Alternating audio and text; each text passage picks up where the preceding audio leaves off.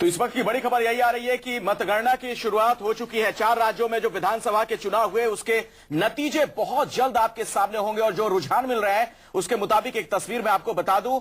मध्य प्रदेश से 3 सीटों के लिए रुझान मिल रहे हैं, जिसमें कांग्रेस फिलहाल 2 सीट पर आगे है, बीजेपी 1 सीट पर आगे है। छत्तीसगढ़, राजस्थान और दिल्ली से फिलहाल कोई रुझान नहीं मिल पाया है, लेकिन मध्य प्रदेश में 3 सीटों का रुझान, कांग्रेस 2 सीटों पर आगे, बीजेपी 1 सीट पर आगे है। न्यूज 24 पर लगातार आप ये कवरेज देखते रहेंगे। कई खास मेहमानों का पैनल हमारे साथ मौजूद है।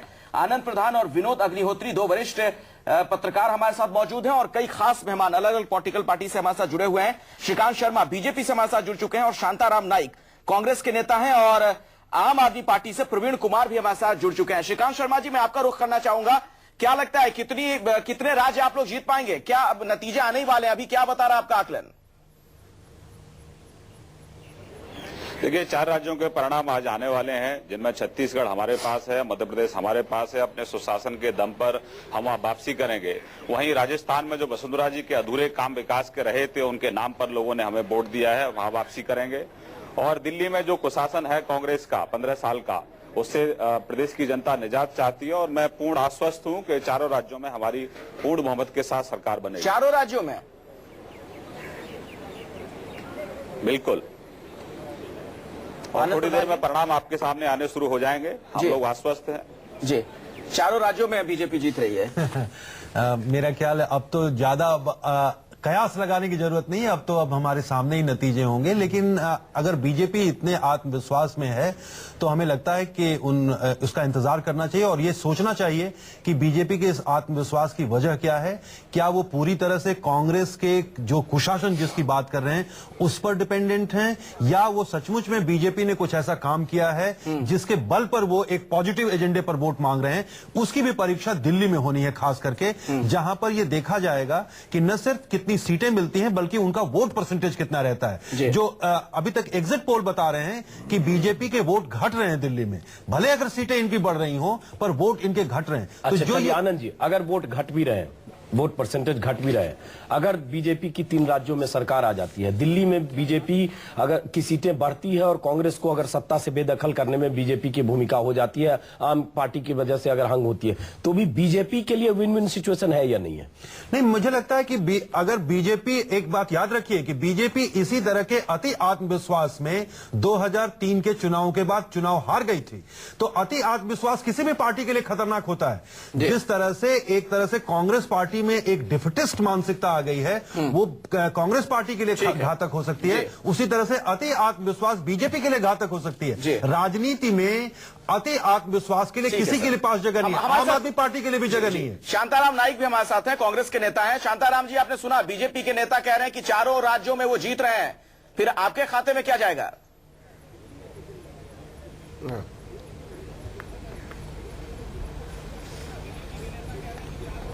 नहीं, वो उनका अनुमान है ना, हम उसको क्या कर सकते हैं? अगर वो जीत रहे हैं तो जीत रहे हैं, हमें क्या मालूम। जो रुझान तो आए नहीं, मतदारों ने अपना मत व्यक्त किया नहीं अभी तक। नहीं तो आपका भी अनुमान क्यों करें? आपका भी तो कोई आकलन होगा 4 राज्यों को लेकर। आप वेट करें ना, जैसे रिजल्ट आने लगेंगे। रिजल्ट पे इस कदर क्यों डिपेंड करेगा? हमारा आकलन होगा तो हम आपको क्यों बताएं? नहीं तो इसका मतलब कहीं आप होता है। चलिए, आप यही दावा कर लीजिए कि विश्वास रखना चाहिए मतदारों पर। शांताराम नायक जी, आप यही दावा कर लीजिए जैसा कि चुनाव के नतीजों से पहले बाकी नेता कहते हैं 4 राज्यों में आपकी सरकार बन रही है, 2 राज्य में आपकी सरकार बन रही है, या तो आप कुछ कहने की स्थिति में नहीं है अभी?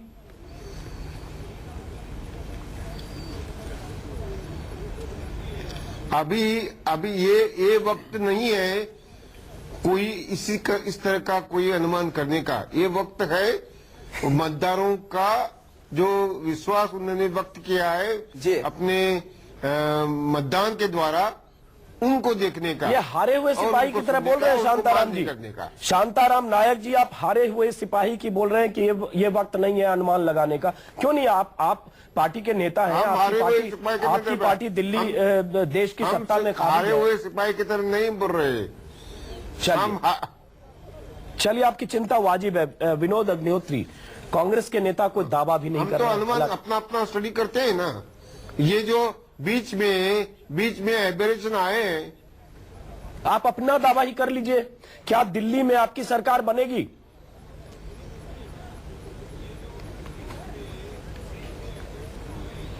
मुश्किल है। आप शानदार। देखिए, हमने चुनाव लड़ा है, सरकार बनाने के लिए लड़ा है ना, फिर अभी मतदार लोगों को बताने दे।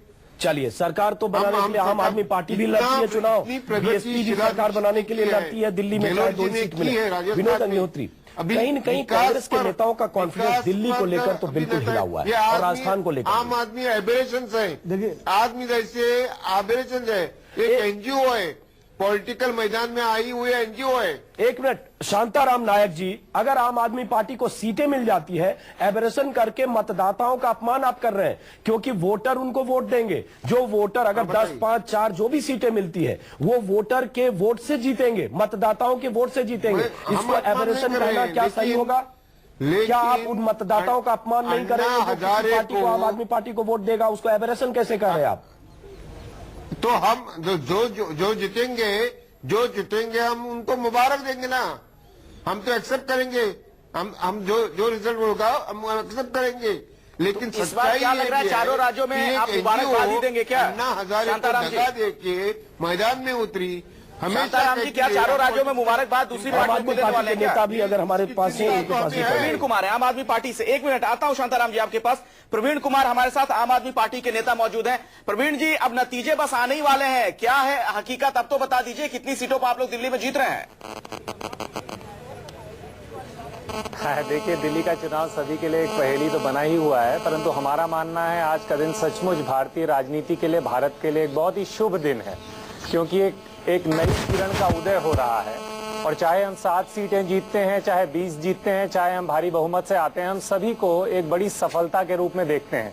जनता ने एक्चुअली एक विकल्प को स्वीकारा है जी। अगर 25% वोट हम लोगों को मिलता है और सीटें मिलती, ये एक सचमुच बहुत ही पॉजिटिव बात है, एक नई राजनीति की शुरुआत है। लोगों को भी विकल्प की जरूरत थी और इस प्रकार का एक विकल्प खड़ा हुआ, उसकी स्वीकृति का ये एक साइन है।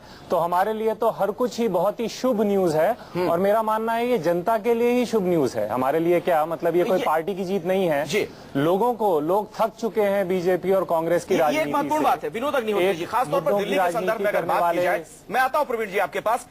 कहीं ना कहीं एक जनता को विकल्प मिला है, कांग्रेस और बीजेपी से अलग हटकर कोई ऐसी पार्टी है जिस पर वो भरोसा जता रही है इस बार जनता? देखिए, निश्चित रूप से आम आदमी पार्टी को इसका श्रेय तो देना ही पड़ेगा। सीटें कितनी आती है, वोट कितना मिलता है, ये बाद में आनंद जी जैसे लोग विश्लेषण करेंगे। लेकिन जिस तरह इस चुनाव को त्रिकोणात्मक बनाया है, देखिए मुझे याद है कि दिल्ली का चुनाव 1993 में त्रिकोणात्मक हुआ था, जब जनता दल एक बड़ी ताकत के साथ चुनाव लड़ा था। और या अब जो है आम आदमी पार्टी, और जनता दल पुरानी पार्टी थी, और जनता दल में बड़े बड़े नेता थे, वीपी सिंह, रामविलास पासवान, शरद यादव, अजीत सिंह, चौटाला सब थे। तब वो बड़ी पार्टी, तब तिकोना बना पाए थे। इस बार इन्होंने बिना किसी मतलब बड़े नेता के, जो स्थापित जो नेतृत्व है पार्टियों का, एक नई पार्टी, एक नौजवानों की पार्टी, युवाओं के खड़े अरविंद केजरीवाल जाना पहचाना चेहरा थे, मनीष सिसोदिया और योगेंद्र यादव, 4-5 जो चेहरे जाने पहचाने थे, बाकी सब नए लोग थे। इन्होंने इस चुनाव को इतना त्रिकोणात्मक बना दिया कि आज